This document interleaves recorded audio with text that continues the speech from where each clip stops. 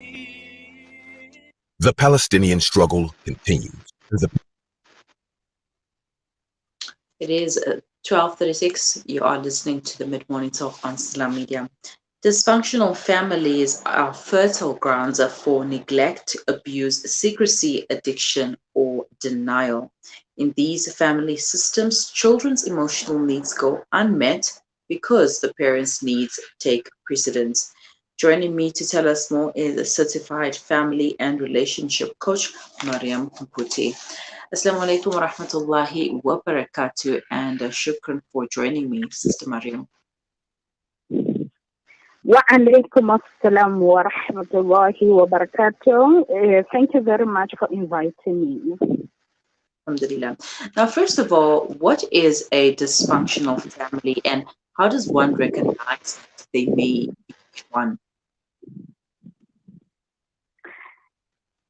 Bismillahirrahmanirrahim. The dysfunctional family is the family that is characterized by conflict, misbehaviors, or abuse that the family members encounter within that particular family. And how it can be recognized. It can be recognized by seeing the members of the family, being negative each and every time. They are always yelling at each other, screaming at each other, fighting each other, and having certain misbehaviors that affect each other either socially, emotionally, or psychologically. Mm-hmm. But what types of dysfunctional families are there? Sorry? What types of dysfunctional families are there? Oh, we have there are a number of narratives according to different authors, but the ones that I have are 5 types of dysfunctional families. The first one is the substance abuse family, where the parents of the children are abusers of drugs and alcohol. And the children who come from those kind of substance abuse family, they experience this unfortunate behavior from their family or from their parents, and therefore get affected. The second one is the conflict-driven family, where the family members are always and constantly on heated arguments. They are always arguing, and they are always passing hateful words towards each other, always having disputes. There is no understanding within the family. They are always on conflict. And the third one is the violent family. This violent family is where either the parents abuse the children physically or emotionally. Apparently, there are about approximately 5 million children that are exposed to physical violence at their homes worldwide. And of course, due to the pressure that we are facing from the COVID-19 pandemic, of course, the number might have risen and shot very, very high, which is very unfortunate. And the fourth one is the authoritarian family, where the parents keep on dictating to the children. They do not give the children the space to express themselves and be heard in the family. That is just one direction space from the parents, where the children are always afraid. They're always scared of saying their views or saying how they feel about certain matters in the family. And this also is very, very unhealthy to the parents and to the family in general. And the last one is the emotionally attached family, where this family are emotionally attached to each other in a negative manner, in a way that the children are missing that love, care, and warmth from the parents. Usually, we find that the parents are busy. They live at home from morning, they come late at night. They don't have time for the children. And for that itself, makes the children to get lost. They don't find the affection from the parents. They don't find the love and care. They don't have that support system, the emotional support system from them or from their parents. And for that matter, this kind of family is also becoming a problematic family type. Mm-hmm. Now, how does growing up in a dysfunctional family affect a person? Yes, so it affects people in different negative ways. Mm-hmm. Where a child will have this low self-confidence or low self-esteem, and that particular child as well will find it difficult to form a healthy adult relationship in future. This means that the very same unhealthy family that a child is being brought from, it will be a continuous thing from that child to the generations to come. Because whosoever the children that will come from that particular child will think that that is the way of life. And they will carry on generations after generations in the same system or pattern. This particular children, they are always angry, frequently angry, because they don't have that support that show them that, look, you don't need to be angry at all the times. You may find the support, but they don't have that. So they are always angry with themselves, and they pass their anger to other people, as well as poor performance at school.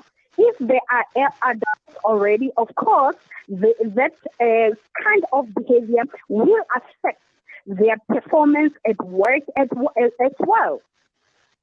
They are always thinking negative about themselves and others in a way that they think of harming themselves, and they can even think of harming other people because they don't have love and affection.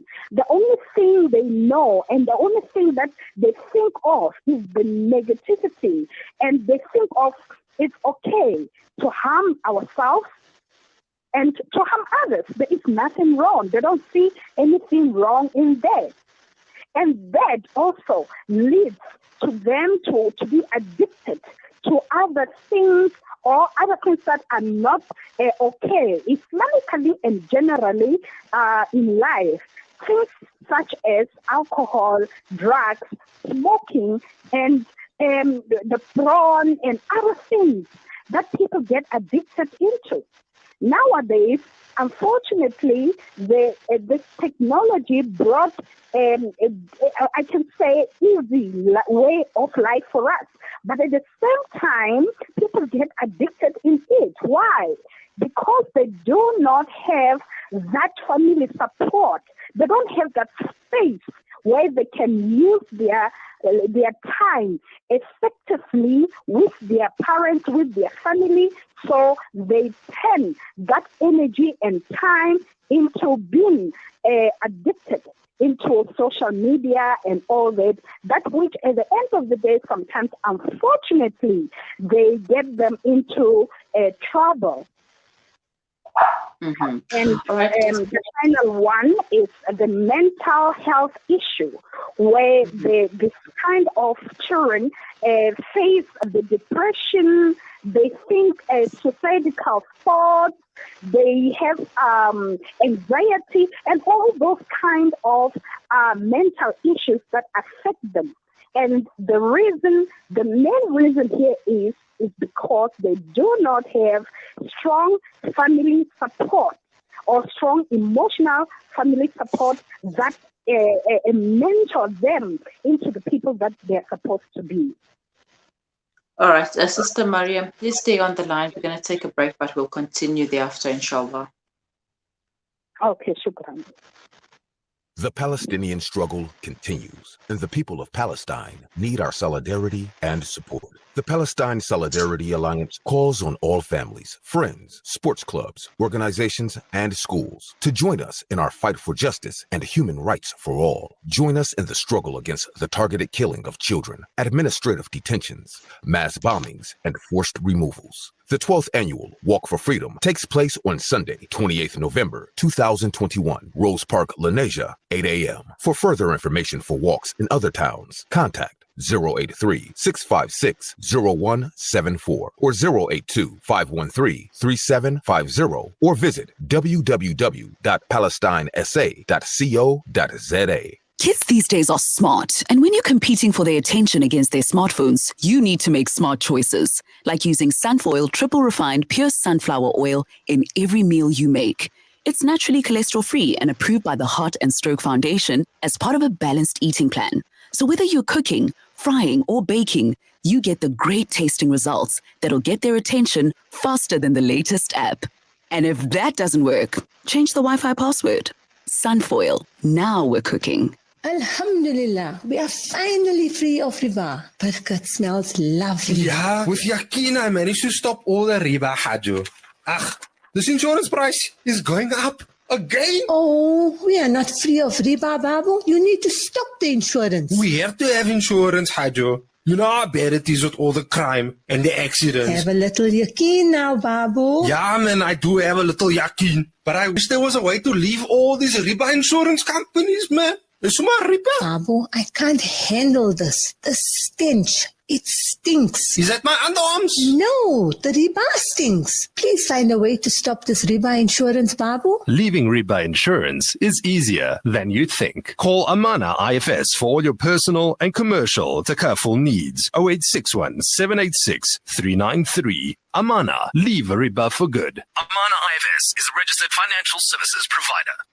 Africa. As the crisis in Palestine continues, the Africa Muslims Agency teams are on the ground facilitating emergency food and medical assistance to the affected families. Donate 15,000 rand or any amount and help the people of Palestine. Call AMA now on 083-251-9376 or donate online at africamuslimsagency.co.za. Africa Muslims Agency, inspiring the spirit of giving.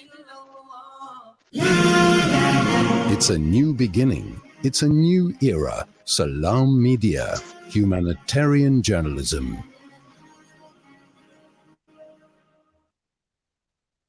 Welcome back. You are listening to the Mid-Morning Talk on Salam Media, and we are talking about dysfunctional families, how to recognize it, and how to potentially or how to heal a dysfunctional family with a relationship coach, Mariam Mphuthi, who is still on the line with us. Shukran for staying on the line, Sister Mariam. Now, what is the key to fixing a dysfunctional family? How do you break the cycle? Now, earlier on, before the break, you mentioned that, it tends, a person who grew up in a dysfunctional family gets affected into their adulthood, and it becomes like a generational thing, and that they take up that behavior as well and pass it on to their family. So how do we break the cycle and fix the dysfunctional family? Yes, Bismillahirrahmanirrahim. So the first thing is the individuals in that particular family have to remember that Allah subhanahu wa ta'ala does not like us or the family members in particular to be separated. There are a number of hadith and the verses of the Quran that are warning us towards the divisions in the family members in particular, for the family members in particular. Secondly, that due to this reason, which is Allah subhanahu wa ta'ala first and foremost, we have to try to humble ourselves, or they have to humble themselves as family members and try to see what are the root causes of the dispute, of the dysfunctional in the family, that which leads to this bigger thing. And they have to try to work it out in order to have a healthy family for that matter. And the second thing is, as individuals, they've got to try to take responsibility of working towards healthy family members as a family tree. So this means that each and every family member that is affected should not feel like a victim, should come out from that cycle, should break that cycle, that fear that is blocking him or her from coming out and appear healthy to other family members. They've got to take responsibility and tell themselves that today I want to be like other people. I want to live a normal life with my family members. So I have to take the first step of living a healthy life. The second thing is to try to build up on the emotional situation that the individuals have, because the emotional situations are one of the things that we do not pay attention to. And that is the main thing, the core. Because if the heart is not satisfied, if the heart is not happy, if that pattern in our subconscious system is not healthy, then nothing can be healthy. Nothing can go on well. So people have to take responsibilities of working on their emotional situations. As well, Sister Mariam, people have to try to help, to make a habit of seeking help. Mm-hmm. Unfortunately, most of the people think that when they go and see psychologists or counselors or therapists, they think that they are going to expose themselves or their family members to other people. Forgetting that, and if we experience family members of problems, they expose themselves to people before we talk about them, because that will manifest through our character, through the way we talk to other people, through the way we react to other people. So definitely people outside there will know, and they will see that these people have problems. So for you to take a step and go and seek professional help, it's a good thing. At least a person will have the chance to meet with the professional person, a person who knows the ways of how to deal with this kind of issues. Those people have a legal responsibility upon the people who come to them, in a way that they are not there just to listen to their problems and then expose them to the world. No, that's not the idea. That's not the situation. They are there to help. They are there to come. They are there to show you the beauty of your life, how you can live the life in a better manner, that which is not exposed to you at that particular time.